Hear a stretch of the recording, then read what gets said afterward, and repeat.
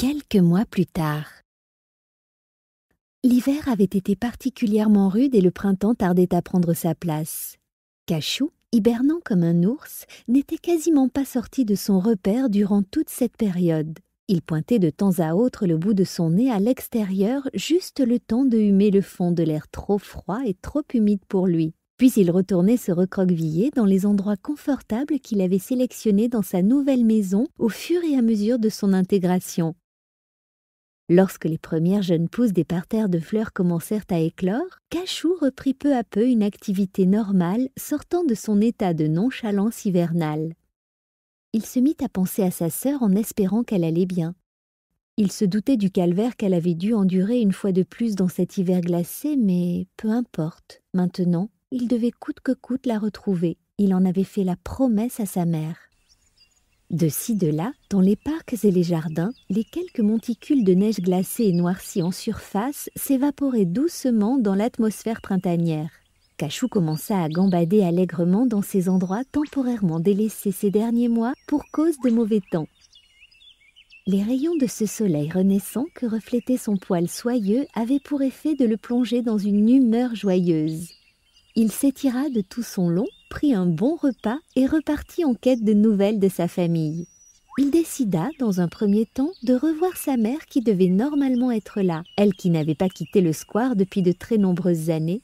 « Bonjour mon fils, tu as une belle allure, je suis rassurée à ton sujet. As-tu croisé ta sœur ces jours-ci ?»« Non, je n'ai aucune nouvelle. Dis-lui si tu la vois que je l'attends dans une maison non loin d'ici. L'accueil y est chaleureux et les gens adorables. Ils n'ont de cesse depuis plusieurs mois de me cajoler, de me caresser, de me brosser et de me parler. Pour les amuser un peu, je jongle avec des objets qu'ils me lancent pour me distraire. L'ambiance y est tellement bienveillante que j'ai décalé un peu mon retour dans ma résidence principale. » La maman chat suivit son fils afin de repérer l'emplacement de cette maison si charmante au seul dire de sa progéniture. Cachou rentra se restaurer, puis il se coucha pour le reste de la journée. Cette petite escapade l'avait complètement épuisé. Pendant ce temps, maman chat qui voulait prévenir rapidement sa fille avait alerté tout le voisinage et chacun se passait le message. Lorsque la petite chatte fut de retour auprès de sa mère, celle-ci lui indiqua la bonne nouvelle et elles entreprirent de se rendre à l'endroit où Cachou avait déniché ce foyer si sympathique. Sur le chemin, la mère et la fille eurent une intrigante conversation.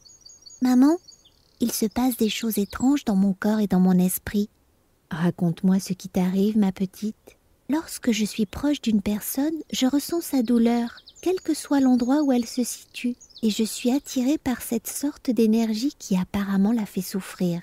Alors je me rapproche au plus près de celle-ci. Je me pose quelques minutes au contact de ce corps endolori et je me sens envahie par une sensation de chaleur. »« Est-ce douloureux ?»« Non, c'est plutôt doux. Je dirais même que c'est agréable. » »« Que se passe-t-il ensuite ?»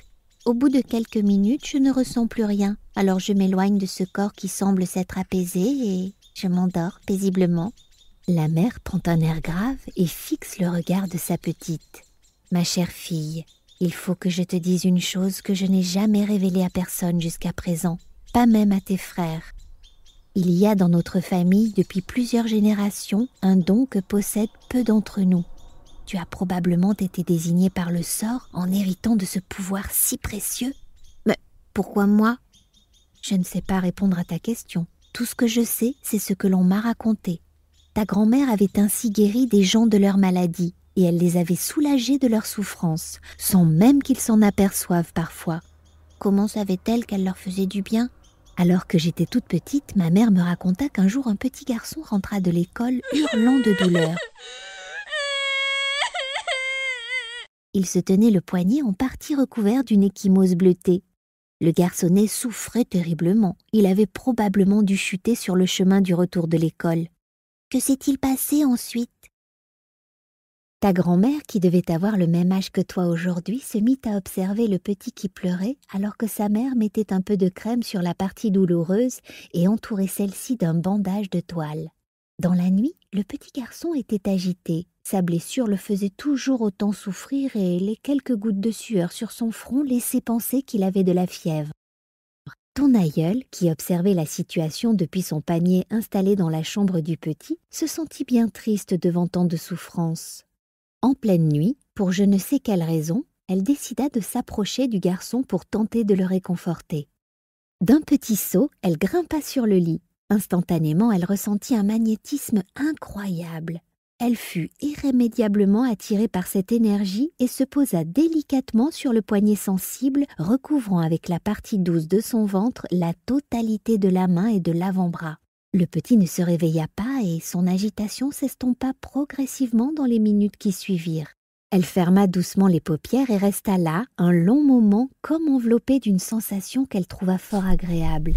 C'est alors qu'elle entendit les pas de la maman du petit qui venait sans doute vérifier l'état de santé de son fils. Elle raconta que la dame s'était alarmée en la voyant là, pensant qu'elle accentuerait les souffrances de son garçon qui ne tarderait pas à se réveiller. Alors qu'elle allait retirer l'animal, une voix derrière elle s'exclama « Arrête, laisse-la. Si notre fils ne s'est pas réveillé, c'est qu'il y a une raison. » Surprise, la maman du petit fit un pas en arrière, pas totalement rassurée par la situation. « Mais chérie, regarde, cette chatte lui compresse sa blessure, elle risque d'aggraver les choses. »« Ne t'inquiète pas, reviens te coucher, » dit son mari. « Nous verrons bien demain comment notre fils se portera. Pour l'instant, il dort paisiblement. » Le lendemain matin, ta grand-mère avait quitté la chambre, et lorsque le petit garçon se leva, il avait totalement oublié ce qui lui était arrivé la veille, au grand étonnement de sa mère. Aucun doute, les médicaments avalés la veille avaient agi dans la nuit. Le petit enleva le pansement de lui-même sans tarder et remarqua quelques taches rougeâtres sous la peau, mais aucune sensation de douleur.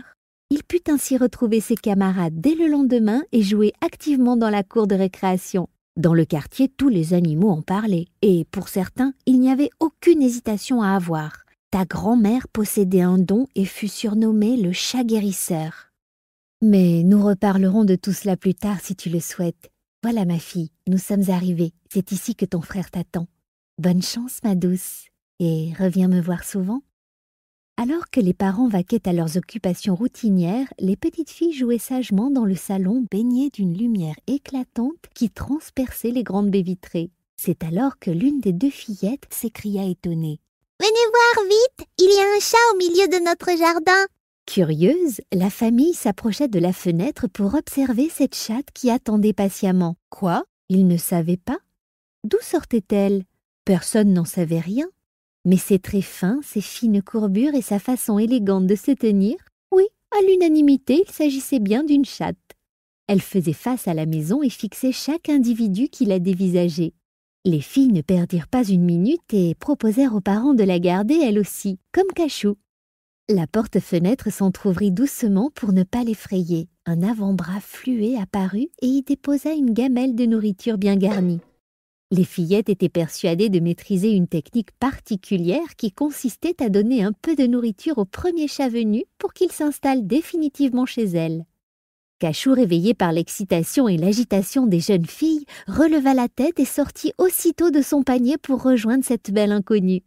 Commencèrent alors une approche entre ces petits mammifères et une longue discussion que les filles et leurs parents observaient intrigués.